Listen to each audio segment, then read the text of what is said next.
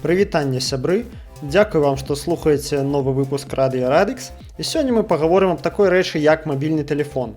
Мы абмяркуем, навошта увогуле ён патрэбны анархаактывісту, палітычнаму актывісту, грамадскаму актывісту, ці магчымае бяспечнае карыстанне мабільным тэлефонам і, урэшце рэшт, як пражыць без мабільнага тэлефона таму, хто вырашыў зрабіць сваё актывісцкае жыццё максімальна бяспечным і даваць карным органам як меней інфармацыі пра сябе. Паехалі! Пачнем увогуле з такога панятку, як актывісцкая бяспека. Што такое актывісцкая бяспека, навошта яна патрэбная, што ў яе ўваходзіць. Увогуле, я на гэтую тэму ўжо вельмі шмат прамаўляў. Глядзіце мой YouTube канал, глядзіце мае тэксты ў тэлеграме. Аднак, галоўнае, што я хочу сказаць, што трэба ўразумець. Некаторыя думаюць, што актывісцкая бяспека – гэта такая рэч, якая патрэбная, каб цябе ніколі не ўзялі менты, каб ты ніколі не быў асуджаны, каб ты ніколі не сеў у турму. А калі раптам акажацца так, што тыя правілы, якімі ты карыстаешся, яны не гарантуюць табе свабоду і, скажем так, бяспеку ад ментоў, то яна і не патрэбная, гэтая бяспека. То не трэба замарачвацца, іншымі словамі. Гэта вялікая памылка.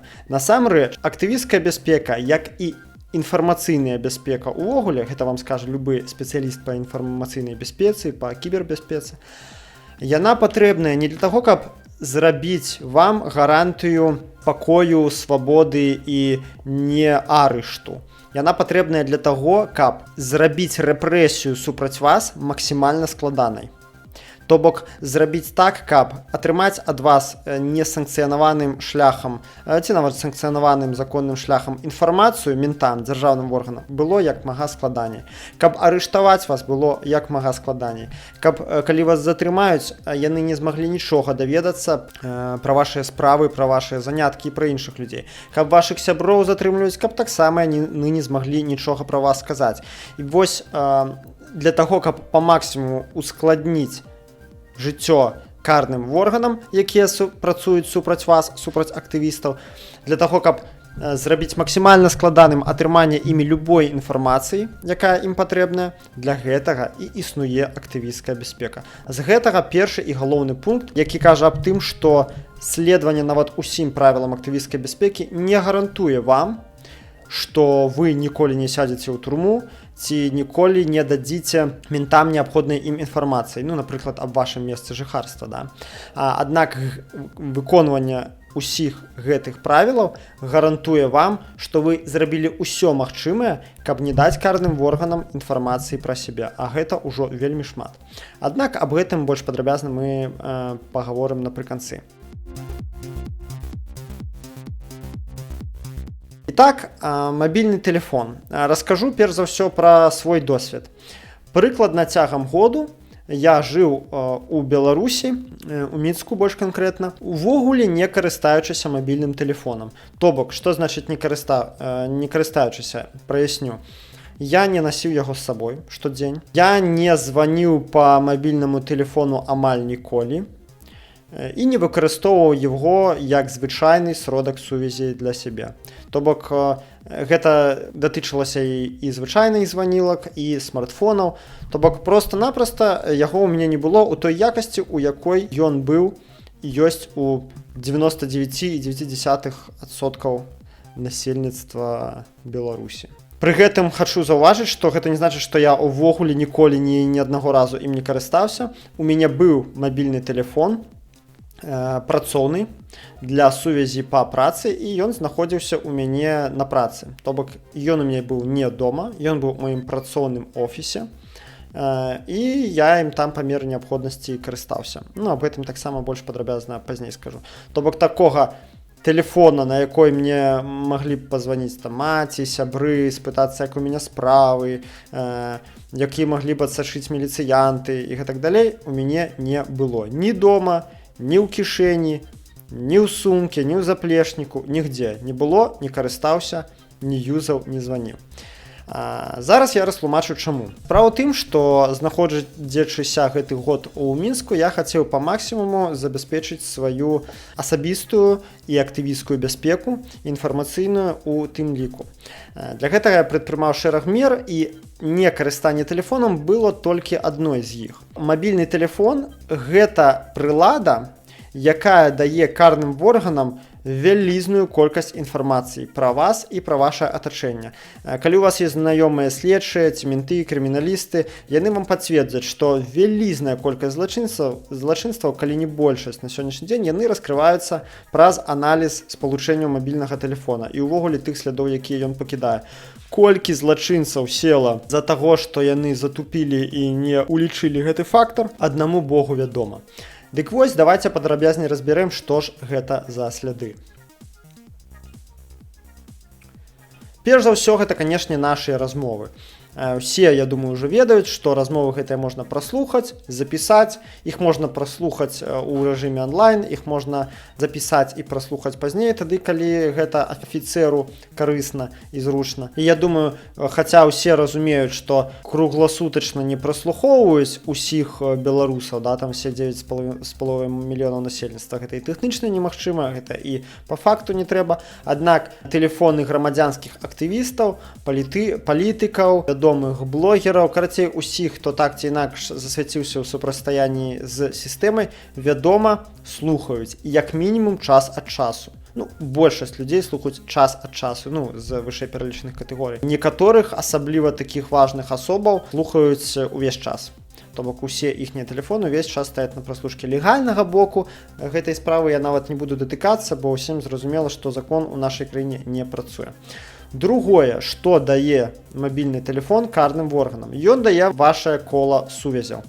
То бок, гэта значыць, што аналізуючы, каму вы званілі цягам, напрыклад, паўгода, менты фактычна маюць на руках расклад вашых знаёмстваў. З кім вы сябруеце, з кім падтрымліваеце стасункі, больш за тое, аналізуючы, каму вы часцей звоніце, каму радзей, бачна адразу, з кім вы бліжэй стасуецеся, з кім меней. І ствараюцца такім чынам сеткі, колы вашага атачэння. Больш блізкае кола, менш блізкае, далёкае кола і гэтак далей. У 2010 годзе, калі быў вялікі хапун анархістаў пасля атакі на расійскую амбасаду, якраз так пераважную большасць анархістаў і пералавілі. Взялі там 5-8 самых асноўных, прааналізавалі іхнія спалучэнні, потым схапілі гэтых, прааналізавалі спалучэнні іхнія, і такім чынам яны выйшлі фактычна на ўсіх беларускіх анархістаў, якіх было там на той момант некалькі дзесяткаў па ўсёй Беларусі, і ўсё, ніякай абсалютна складанасці гэта не складала. Больш за тое, яны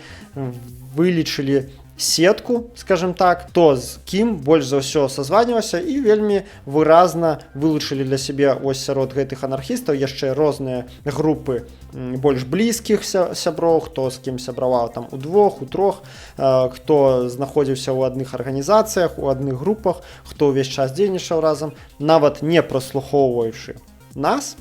Ім на гэтага было дастаткова, яны гэтай мэты дасягнулі, проста аналізуючы частоту званкоў у розны час. Трэці момант. Гэта адсочванне нашых перасоўванняў. То бок, я думаю, усе ў курсе, што сотавы тэлефон працуе такім чынам, што ён падае свой сігнал на вышку сувязі бліжэйшай. І гэтая вышка, яна можа устанавіць вашае месцазнаходжанне з дакладнасцю ад некалькіх кіламетраў да некалькіх соцень метраў.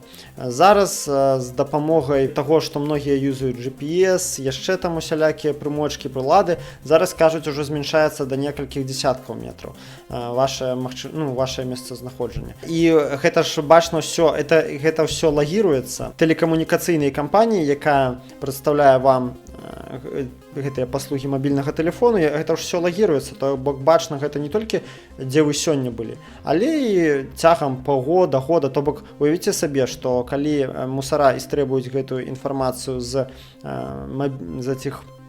этой мабільнай кампаніі, яны ўжо бачаць цягам фактычна года, по-моему, 2 гады захоўваюцца гэтыя дадзеныя, я не ўпэўнены, дзесьці так. Дзе вы былі цягам года, разумееце, просто все ваши перасоўванні, то бок могуць выстраіць маршрут. То бок бачна, куды вы ходзіце, на працу, на вучобу, да каго ездзіце ў госці, у якіх раёнах часцей бываеце. Вось. І гэта, канешне, вельмі важна, гэта шмат што дае. І чацвёрты момант гэта улічваючы тое, што пераважная большасць людзей зараз карыстаецца смартфонамі, і значыцца гэта для іх не проста прылада для таго, каб сазванівацца, гэта адначасовая прылада для таго, каб спісвацца, і навігатар, ну карацей, партатыўны камп'ютар дэ-факта, так? То вы разумееце, што калі ўзламаць гэты камп'ютар удалённа, то атрымліваеш адразу доступ да вялізнай колькасці інфармацыі. Нават калі дапусціць, што не кожны вірус, не кожны хакер можа атрымаць доступ да ўсяго хранілішча інфы на смартфоне, да ўсіх праграм, да вашых там месенджераў і гэтак далей. Усё ж такі, нават проста ўзламаўшы, ты атрымоўваеш як бы доступ як мінімум да смс-ак. Перш за ўсё атрымоўваецца звычайна доступ да мікрафона гэтай вашай прылады. Гэта значыць, што яго можна ўключыць у рэжыме чакання, і проста кожны раз, калі ён чуе ваш голас, ён будзе, ці проста голас любы, ён будзе ўключацца і запісваць вашыя перамовы, нават калі вы не размаўляеце зараз па тэлефону. То бок нездарма сярод анархістаў у Беларусі ёсць даўняя такая традыцыя: усе асабістыя сустрэчы, усе тэлефоны лепей пакідаюцца дома ці адносяцца на нейкую бяспечную адлегласць.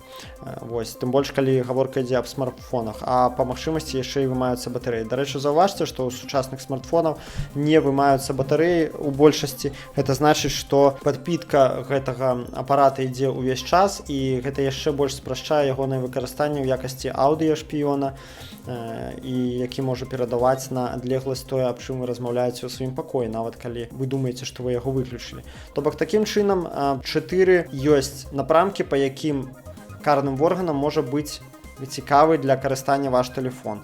Гэта вашыя размовы праслушка, арганізаваць якую легальна няма ніякай асабліва праблемы. Гэта аналіз вашага кола сувязяў, гэта аналіз вашых перасоўванняў. І нават у гэтых 3 пунктах вы бачыце, што калі разумны опер іх проста сумясціць разам адзін з адным, то гэта дае проста велізарны масіў інфармацыі пра вас асабіста. Проста ўжо, можна сказаць, практычна все пра вас, пра ваш лад жыцця, дзе вы любіце бываць, што вы любіце рабіць, хто вашыя сябры, хто вашыя не сябры і гэтак далей. Ну і чацвёрты момант, гэта калі мабільная прылада узламваецца, то улічваючы колькасць інфармацыі, якую на ёй зараз людзі захоўваюць, гэта і фоткі, і месенджеры, і ўсё на свеце, то просто-напросто все, весь чалавек як на ладоні. Усе ягоныя сацыяльныя сувязі, перапіскі і ўсе, канешне ж, нелегальныя і антырэжымныя справы, якія ён рабіў. А гэта якраз тое, што нас цікавіць.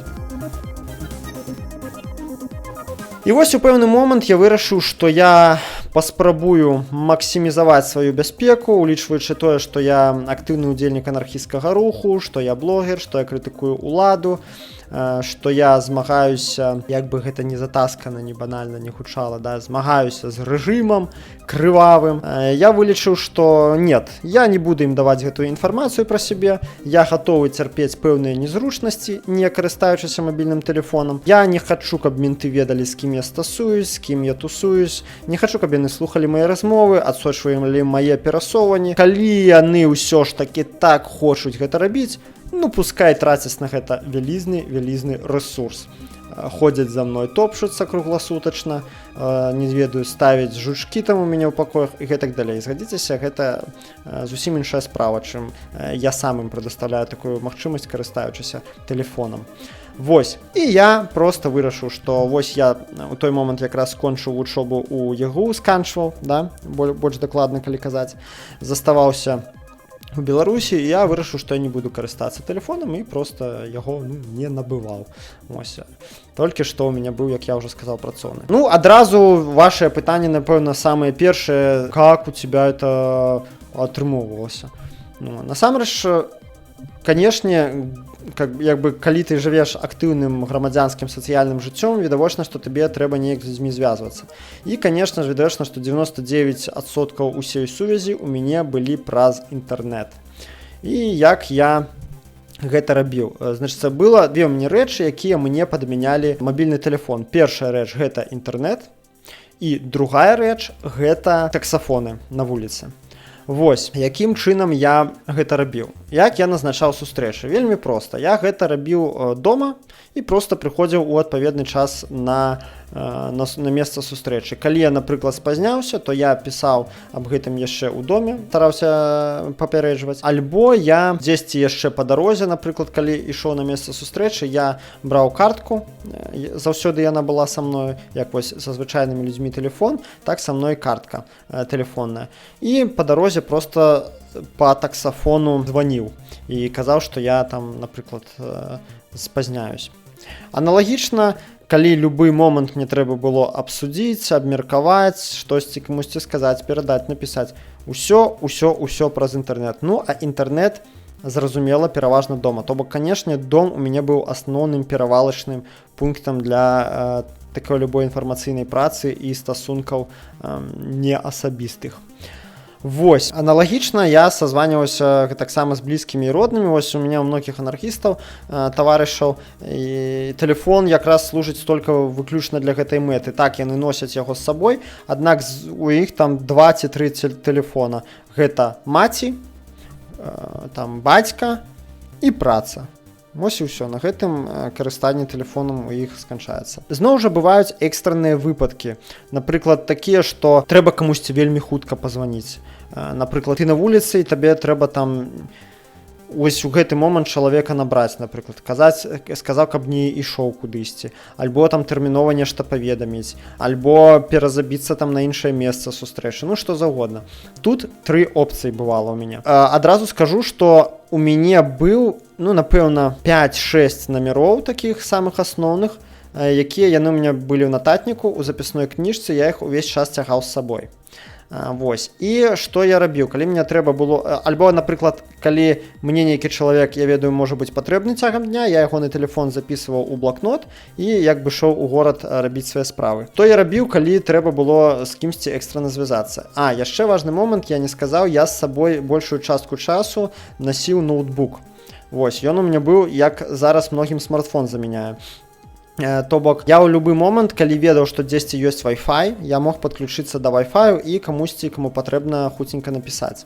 Вось, я об этом забыўся сказаць. Да, калі нехта думае, што вось ноутбук это там дзіка небяспечна, што якая розніца насіць ноутбук ці тэлефон, а вось і ніфіга. Калі ў цябе ноутбук як след зашыфраваны, калі ты, юзаючы Wi-Fi, ты карыстаешься VPN-ам, і яшчэ там ёсць шэраг такіх дэталяў, то, канешне, вось гэтае інтэрнэт-спалучэнне, інтэрнэт-сазвоны, інтэрнэт-спісванні праз месенджеры, яны нашмат больш бяспечныя, і нашмат больш рэсурсаў трэба для іх злома для атрымання доступа да інфармацыі, чым ты сазваніваешся па мабільным тэлефоне, які запісваюць, ну, запісаць у рэжыме онлайн, там не робяць ніякай складанасці. Дык вось, вяртаючыся, троху адступіў, што я рабіў, калі трэба было тут, ну, там, з кімсьці раптоўна звязацца. 3 опцыі.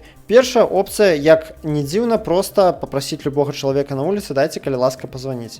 Гэта не вельмі прыемна, не ўсім гэта падыходзіць. Мне таксама гэта не вельмі падабалася, але, ведаеце, выстрэлівала амаль заўсёды. Бывала з першай спробы, з другой, з трэцяй. Ну, альбо, напрыклад, ты прыйшоў на сустрэчу, да, чалавека няма доўгі час. Ты думаеш, што ён там спазніўся, ці там яго менты прынялі, ці што яшчэ. Незразумела. Вось 20-25 хвілін яго няма, просіш кагосьці на вуліцы пазваніць, дайце, калі ласка, пазваніць. Всё, набіраеш, пытаешся чалавек. Плюс у тым, што тебе тут вылічыць увогуле ніяк немагчыма. Гэты чалавек пайшоў потым па сваіх справах, гэты званок з рандомнага тэлефона незнаёмага чалавека ім нічога не дае ўвогуле. Гэта першы варыянт. Другі варыянт, як я ўжо сказаў, са мной быў увесь час ноутбук. Ты стараешься забіваць сустрэчы ці вращацца, круціцца вакол тых месцаў, дзе ёсць Wi-Fi. І ты просто заходзіш у любую рандомную кафешку, бярэш за 3 рублі сабе каву ці гарбату і садзішся на Wi-Fi, адкрываеш ноут, вбіваеш гэты Wi-Fi і, ну, вбіваеш пароль на Wi-Fi і садзішся, пішаш тым, каму табе патрэбна. Зноў жа ёсць нюанс. Зараз шмат дзе зрабілі Wi-Fi по нумары тэлефона. Табе трэба атрымаць смс-ку. Што я рабіў у такіх выпадках? У такіх выпадках я зваў афіцыянта, казаў, так і так, я не жыву ў Беларусі, у мяне няма беларускай сімкі. Дапамажыце, калі ласка, атрымаць доступ да Wi-Fi. Ну, тым больш, як бы, ўсё ж такі ты ж да іх прыйшоў, ты наведвальнік, яны абавязаны гэта ў нейкім сэнсе зрабіць. І, ну, прыкладам больш, чым у палове выпадкаў, афіцыянты ішлі насустрач. Вось. І трэці варыянт, гэта той, пра які я ўжо сказаў, гэта тэлефонная картка. Ты проста ідзеш да бліжэйшага таксафону і звоніш, кажаш, маючы тэлефон як бы чалавека, ты звоніш яму і тэрмінова звязваешся, вось калі табе гэта патрэбна. То бок, як бачыце, у прынцыпе варыянтаў хапае, і ты з гэтых трох варыянтаў проста абіраеш той, які табе найбольш лёгкі, найбольш зручны ў дадзены момант. Вось, гэта калі, это зноў жа паўтаруся, калі раптам ты, зрабіўшы усе сваю сувязь дома, пайшоў у горад, і там табе стала раптоўна патрэбна камусьці пазваніць. Такое таксама бывала, не вельмі часта. Вось, альбо папярэдзіць, што ты сам спазняешся, альбо пазваніць чалавеку, спытацца, чаму ён спазняецца, альбо паведаміць, што ты не можаш прыйсці кудысьці, таму што ў цябе нешта экстранае атрымалася. То бок зрабіць усе тыя рэчы, якія не могуць пачакаць да таго, як ты вярнешся дамоў. Разумееце? Ёсць тры варыянты вось і вышэй пералічаных выхаду з гэтай праблемы.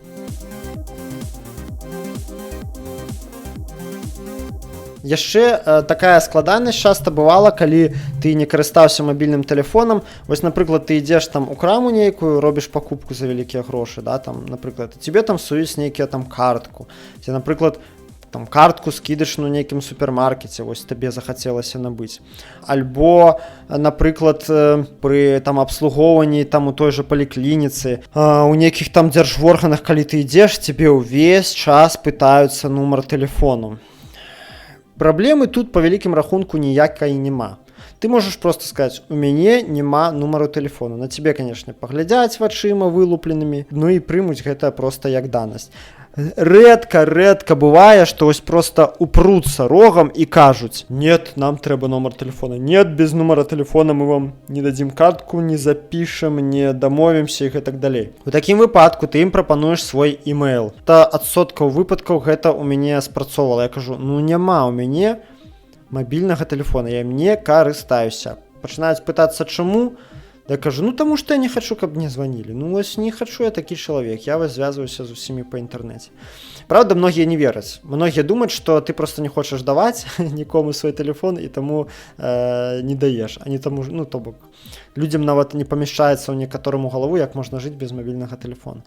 Вось. За весь год у мяне было, можа, 1 ці 2 выпадкі, калі ўсё ж такі нет, ні в какую, нет, давай мабільны тэлефон. У такіх выпадках я проста даваў кагосьці з родных тэлефон. Вось. Лепей гэта, канешне, з кімсьці з родных узгадніць заранее, да, то бок, каб гэта не было для іх сюрпрызам, што ім пазвоняць, скажуць, што іх там сын ці там брат выйграў $100 мільёнаў, да, ці яшчэ нешта. Але, вось гэта такі ўжо крайні выхад, але такое, зноў жа, паўтаруся, было крайне рэдка. І зараз, калі кудысьці трэба запісацца, вось у мяне ў прыватнасці самае галоўнае, для чаго мне, в прынцыпе, даже нават не галоўнае, а адзінае, для чаго мне быў патрэбны тэлефон увесь гэты час, гэта запісвацца, напрыклад, да лекара, да стаматолага, напрыклад.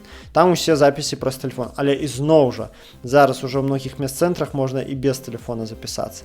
Аднак, калі яны патрабуюць тэлефон, то таксама не праблема. Вось у мяне для гэтай мэты якраз і быў працоўны тэлефон, пра які я сказаў вышэй. І проста ішоў з гэтага тэлефона запісваўся, а потым можна сказаць гэтай жанчыне, якая цябе запісвала, што выбачайце, але на гэты тэлефон мне нічога не шліце, не пішыце, я амаль не карыстаюся. А на дамоўлены час я прыйду ў любым выпадку.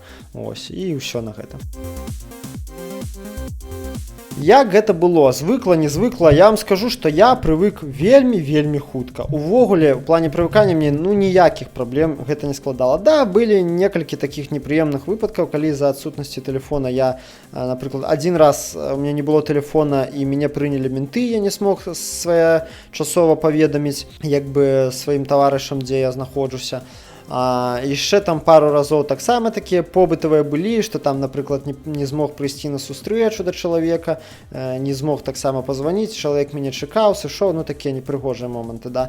Аднак, зноў жа, гэта было даволі рэдка. Проста троху болей дысцыпліны, троху болей думаць наперад, і ўсё будзе нармальна. І я вам скажу, што вось калі пачынаеш жыць без тэлефона, проста пераконваешся ў тым, што насамрэч гэта і не так патрэбна, як нам гэта ўнушылі, як мы да гэтага прывыклі. І насамрэч ёсць вельмі шмат плюсаў. Напрыклад, што цябе ніхто не турбуе увесь час кругласутачна.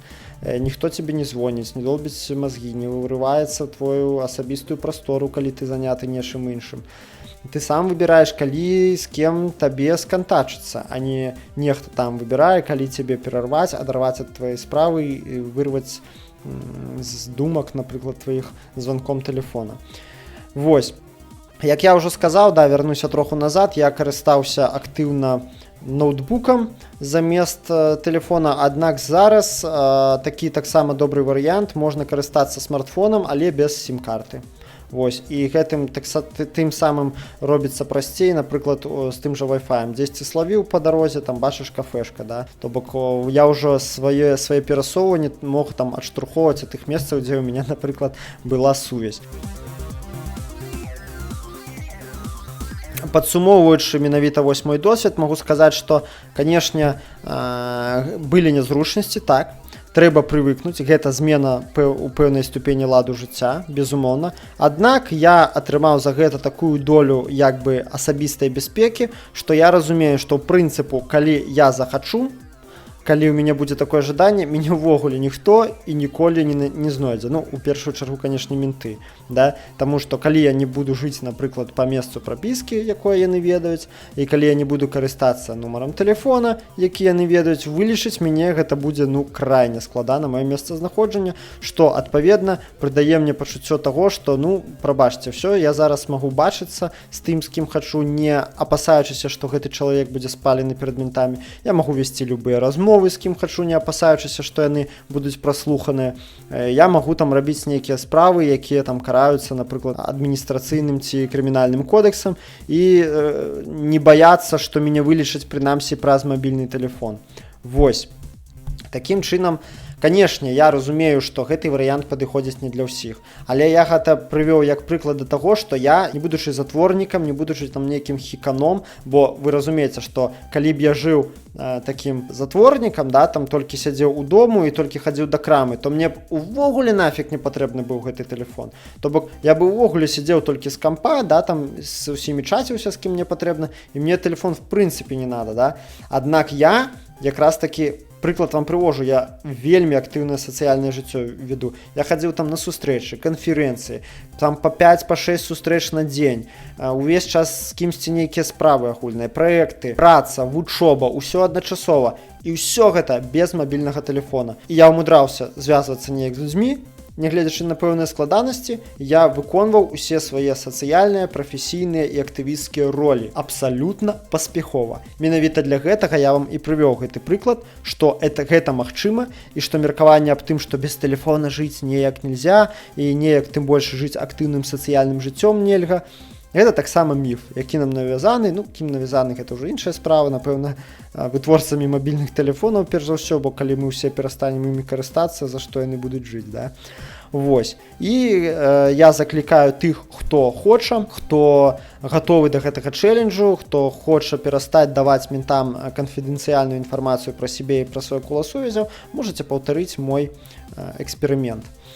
Ты больш, як я ўжо сказаў, ён цягнуўся год. Вось.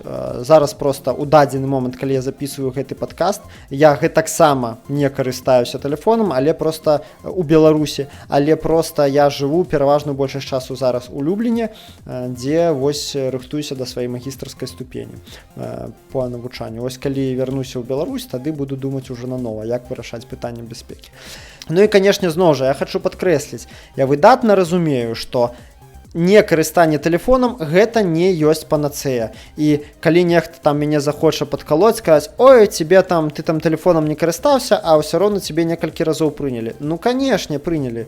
Вядома, але, напрыклад, мой жа самы інспектор, які за мной быў загружаны, да, Куранкоў з Рунінска РУС, ён мне сам неаднаразова скардзіўся і плакаўся, што да цябе не дазваніцца, цябе не знайсці, дзе ты там ходзіш, цябе няма мабільнага тэлефона. І вы разумееце, што такім чынам, каб мяне там закрыць, напрыклад, да, там на тыя ж суткі, ім трэба было пасці мяне днямі, тыднямі, магчыма, под маім пад'ездам, пакуль я там не з'яўлюся, па месцы прапіскі. А калі б я жыў, это ім яшчэ павезло, што я жыў па месцы прапіскі тады. А калі б я жыў не па месцы прапіскі, да? Разумееце, то бок, пра што я кажу, што моя мэта не стаць неуязвімым. І я разумею, што для таго, каб стаць неуязвімым, ну, напэўна, гэта і немагчыма, да, цалкам неуязвімым. Але для таго, каб прыблізіцца да гэтага ідэалу неуязвімасці, трэба яшчэ больш мераў бяспекі прадпрымаць і ўжо там моцна абмяжоўваць сваё сацыяльнае жыццё і гэтак далей. Мая мэта была як мага меней інфармацыі даваць пра сябе і, адпаведна, пра сваё кола стасункаў даваць ментам. І я вам гарантую, што калі б кожны чалавек так рабіў, мы бы до такой ступені ускладнілі бы жыццё гэтым карнікам, што, ну, рэпрэсіі сталі бы, не скажу, што немагчымыя, але іх рэальна стала бы нашмат меней. Бо зараз вось проста пануючае меркаванне сярод грамадскіх актывістаў, ну, сярод анархістаў не, таму што анархістаў вельмі добра ўсё збольшага з культурай бяспекі. Прынамсі, у тых анархістаў, з якімі я стасуюся, а з тымі, у якіх кепска з культурой бяспекі я і не стасуюся. Пераважная думка такая, что ой, они все равно все знают. Они все равно, менты все здесь, если захотят, узнают. Вот это, я просто, калі такое чую, я так бешусь, кажу, ну, зразумела, что калі захочуць, даведаюцца. Але калі вы думаеце, што мент вось сидзіць у сябе ў кабінеце і па стрычку пальцаў яму прыносяць усю інфармацыю пра вас, гэта не так. Гэтую інфармацыю трэба яшчэ атрымаць. І атрымліваецца на праз розныя крыніцы. І кожная крыніца – гэта свая спецыфіка і сваю долю працы трэба затраціць для таго, каб па гэтай крыніцы атрымаць інфармацыю. І дык вось, мабільны тэлефон – гэта проста самая мега супер простая крыніца, праз якую ты сам прадстаўляеш усю інфармацыю ментам пра сябе. Але нават каб з яе атрымаць, і тое трэба ментам там напружыцца, дзесьці там запыт паслаць. Гэта не тое, што у кожнага мента там, ці там КДБшніка там стаіць кнопачка, там на кнопачке, на адной кнопачке написано там дзедок, на другой там Ганна Шапуцька, на трэцяй Тихановский, на четвертой Статкевич и так далее. И он такой сидит себе, ага, слухай, так, пойду, кого мне сегодня послухать? Послухаю как гэтага. Нет, такого нема. Это так само великая праца. И калі кажуць менты, ну, калі кажуць актывісты, что ой, калі яны захочуць, яны все зробяць, яны все прослухаюць. Так моя задача зрабіць так, каб калі яны захочуць, яны затрацілі на гэта максімум высілкаў. І я ведаю, што гэта працуе. І я ведаю рэальна шмат вельмі кейсаў, ну, па зразумелых прычынах не буду іх азвучваць, калі інфармацыя, якую ментам вельмі хацелася ведаць, яна да іх не даходзіла. Проста таму, што яна перадавалася па абароненых каналах, а не па тэлефоне. Такім чынам, нам важна што? Прайсці, так бы мовіць, між Сцыллай і Харыбдай, да? З аднаго боку не впадаць такую параною аб тым, што пра нас ўсё ведаюць, усё менты там, ну, з аднаго боку не ўпадаць у параною, да, і не думаць, што менты такія всесильныя, што яны проста ўсё ведаюць пра нас і бессэнсоўна змагацца з імі, няма чаго абараняць сваю інфармацыю, таму што ўсё роўна там і Телеграм чытаюць, і там все месенджеры чытаюць, і Вайбер чытаюць, і тэлефоны слухаюць, і папяровую перапіску прачытваюць, і ў кожнаму ў камп'ютар яны могуць залезці, ледзь толькі захочуць. Ну, рэальна, многія актывісты так думаюць. Ну, то бок, і з чаго вынікае, да, такая вось фаталізм, што ну не трэба нічога рабіць. А з іншага боку не впадаць такую беззаботнасць, да, што думаць, што ой, менты ніколі да мяне не дабяруцца. Ніколі я ім не буду патрэбны, я там не бегаю, не кідаю коктейлі Молотова, значыцца, я не патрэбны ментам і ніколі я іх не зацікаўлю, і увогуле яны там дурачкі, увогуле яны там ніколі не будуць мяне праслухоўваць. Ну, вось две такіх крайнасці, да, з аднаго боку фаталізм, што ўсё ўжо яны пра нас ведаюць, ўсё могуць зламаць, усё могуць прачытаць, паслухаць. І з іншага боку беззаботнасць, з якой вынікае, што нібыта менты такія дурачкі і яны мной там, напрыклад, ніколі не зацікавяцца. Нам трэба прайсці між гэтымі двума крайнасцямі, і кожны няхай абярэ адпаведна свайму роду заняткаў. І не забывайцеся, што ў Беларусі, калі ты аспрэчваеш уладу ці займаешся нечым недзяржаўным, ты ўжо у патэнцыйным коле небяспекі. Кожны адпаведна свайму роду занятку няхай абярэ ўзровень бяспекі і памятае, што ад таго, які ўзровень бяспекі ён абярэ, залежыць не толькі тое, якую інфармацыю ён дае ментам пра сябе, але і тое, якую інфармацыю ён дае пра сваё кола стасункаў, пра іншых людзей. Памятайце аб гэтым і вельмі сур'ёзна стаўцеся да пытанняў інфармацыйнай бяспекі, бо памятайце, што пераважную большасць інфармацыі, якую атрымоўваюць міліцыянты і карныя органы пра нас, якую яны потым карыстаюць вельмі паспяхова ў рэпрэсіях, яны атрымоўваюць ад нас саміх. Альбо па нашай непасрэднай халатнасці з-за таго, што мы не хочам запарвацца і гэтую інфармацыю ад іх адмежаваць. Такім чынам падсумуем.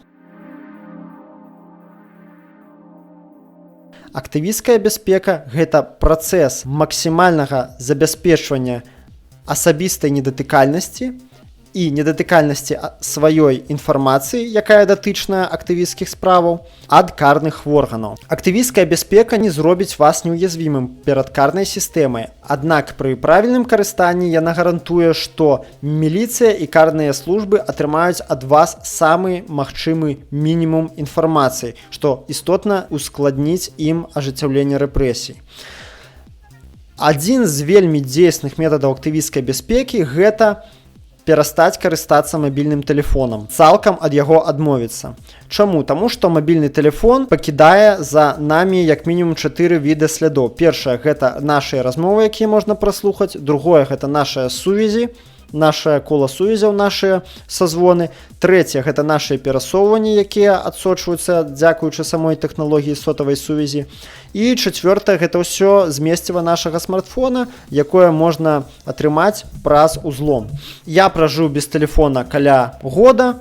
У прынцыпе, мне было нармальна, хаця былі асобныя складанасці, аднак я карыстаўся ноутбукам, які насіў з сабой, карыстаўся карткамі для таго, каб сазванівацца праз таксафон і часам мог прасіць людзей на вуліцы пазваніць, калі мне гэта было неабходна экстрана. І вы здзівіцеся, калі даведаецеся, калі паспрабуеце і пабачыце, што насамрэч тэлефон мабільны не так патрэбны, як нам гэта ўнушаюць. І насамрэч ёсць нават пэўныя плюсы ад яго невыкарыстання. Аднак пры гэтым, канешне, трэба памятаць, што не карыстанне сотавым тэлефонам не ёсць панацэя, якая гарантуе вам бяспеку. І напрыканцы магу параіць кожнаму з вас: паспрабуйце спачатку кампрамісныя варыянты. Не адмаўляйцеся ад яго цалкам і поўнасцю і назаўжды, а паспрабуйце так, напрыклад, проста хадзіць кудысьці, раз, другой, трэці, без мабільнага тэлефона. Пакідайце яго дома, і сота будзе выбіваць, што нібыта ён ляжыць у вас дома, і мент, калі ён сочыць за вамі ў гэты момант, будзе таксама думаць, што вы знаходзіцеся ў сябе дома. Альбо кампрамісны варыянт, таксама паспрабуйце, беручы яго з сабой, заўсёды вымаць з мабільнага тэлефона батарэю, калі гэта магчыма. Паспрабуйце перасесці з смартфона на звычайную званілку. Яна дае куды менш слядоў і куды менш магчымасцяў для злома і несанкцыянаванага атрымання інфармацыі ментамі. Той же GPS, тое ж праслухоўванне праз мікрафон, і што больш важна, у званілак дастаюцца батарэі. Гэта значыць, што вы трымаеце свой дэвайс пад кантролем, а не ён вас трымае пад кантролем. І паспрабуйце проста, перайшоўшы на званілку, напрыклад, выходзіць на вуліцу, не проста выключаць яго, а менавіта выключаць з выманнем батарэі. Такі таксама лайфхак: пастарайцеся адразу вымаць батарэю без выключэння кнопачнага. Чаму? Таму што калі вы выключаецеся праз кнопку, тэлефон падае сігнал на сотавую станцыю аб выключэнні, і бачна, дзе вы яго выключылі. А калі вы дастаеце адразу батарэю, то вышка сотавая і ваш мабільны аператар, ён бачыць выключна тое месца, дзе апошні раз тэлефон падаваў сігнал. Такі маленькі лайфхак. Вось пачніце з кампрамісных варыянтаў і ахоўвайце сваю інфармацыю. Памятайце пра тое, што супраціўляцца карным органам і іхняму сачэнню – гэта не бескарысная справа. Гэта справа, якая рэальна дапамагае. Яна дапамагла не аднаму чалавеку ўжо пазбегнуць турэмнага тэрміну, і вы рабіце гэтаксама. Няхай з вамі застаецца чысты розум, смеласць, крытычнае мысленне і вера ва ўласныя сілы. Памятайце, што ў нашым змаганні з гэтым галіяфам дзяржаўным мы абавязкова пераможам, калі прыложым свой розум, сваю смеласць і сваю кемлівасць. Дзякуй усім, хто да канца паслухаў гэты падкаст. Спадзяюся, ён быў для вас карысны. Пішыце мне, калі ласка, там, дзе вы паслухалі гэты падкаст. Я буду вельмі рады паслушаць водгукі пра тое, як ён вам спадабаўся ці не спадабаўся, на якую тэму вы хацелі пачуць наступны падкаст, з чым вы згодны, не згодны з таго, што я вам тут зараз расказаў. І калі ласка, падпісвайцеся на мяне, на мае падкасты на YouTube ці на SoundCloud, там, дзе вы праслухалі гэты падкаст. Чым болей падписчикаў, тым прыемней мне, і тым вышэй усе мае каналы ў індексацыі. Не забывайцеся ставіць лайкі. Усяго вам найлепшага і верце ў свае сілы. Дзякуй яшчэ раз, што паслухалі. З вами быў Мікола Дзедок. Усім добра і крытычнага мыслення.